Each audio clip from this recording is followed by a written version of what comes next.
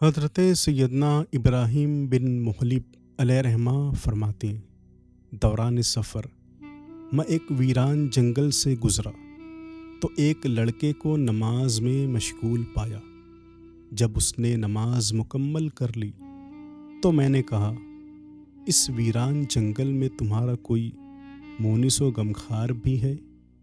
کہا، کیوں نہیں، بالکل ہے۔ میں نے کہا، کہاں ہے؟ کہا، میرے دائیں بائیں، اوپر نیچے، آگے پیچھے، ہر طرف۔ میں سمجھ گیا یہ لڑکا اہل معرفت میں سے ہے۔ میں نے کہا، کیا تمہارے پاس زاد راہ بھی ہے؟ کہا، کیوں نہیں۔ میں نے کہا، تمہارے زاد راہ کیا ہے؟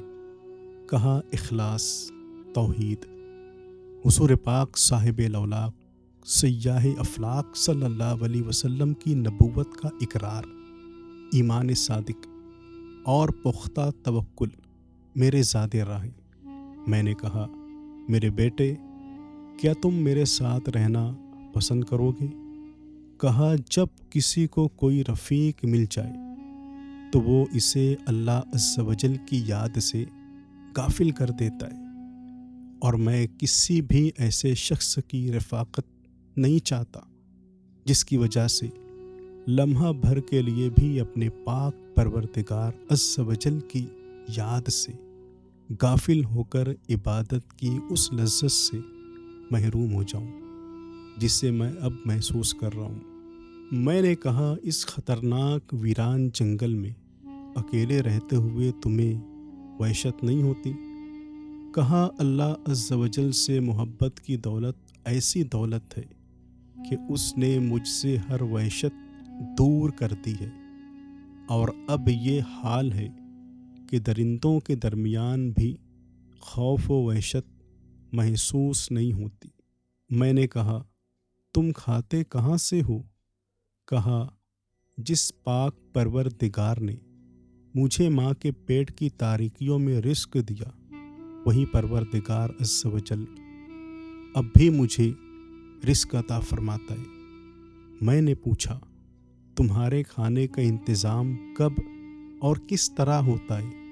کہا، مجھے مقررہ وقت پر کھانا مل جاتا ہے، چاہے میں کہیں بھی ہوں، میرا رزق مجھ تک ضرور پہنچتا ہے۔ میرا مولا عز و جل خوب جانتا ہے کہ مجھے کس وقت و کس چیز کی حاجت ہے۔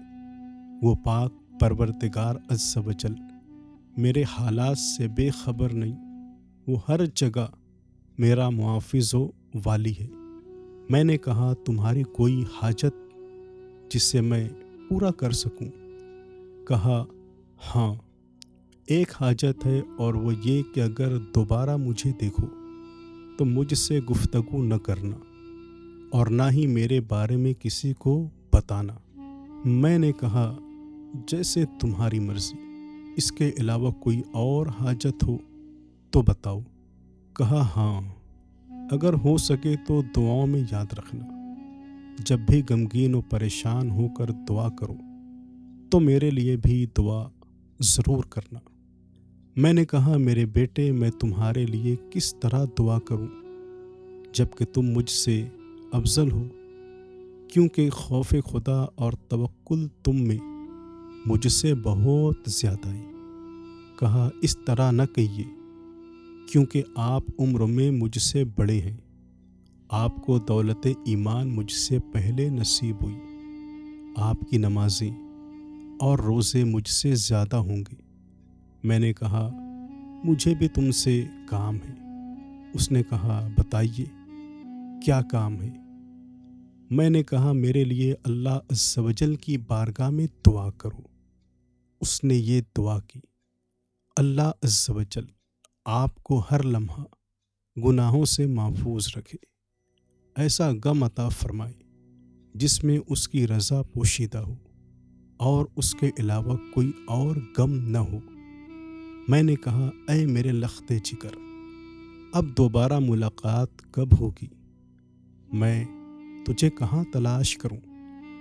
کہا، دنیا میں مجھ سے ملاقات کی امید نہ رکھنا، اور آخرت میں مجھ سے ملنا چاہو تو ہر اس کام سے بچنا جس سے اللہ نے منع فرمایا ہے، اور کسی بھی ایسے کام میں اس کی نافرمانی نہ کرنا جس کا اس نے حکم دیا۔ آخرت متقین کے جمع ہونے کی جگہ ہے۔ اگر وہاں مجھ سے ملنا چاہو تو ان لوگوں میں تلاش کرنا جو دیدار الہی کر رہے ہوں، میں آپ کو انہی لوگوں میں ملوں گا۔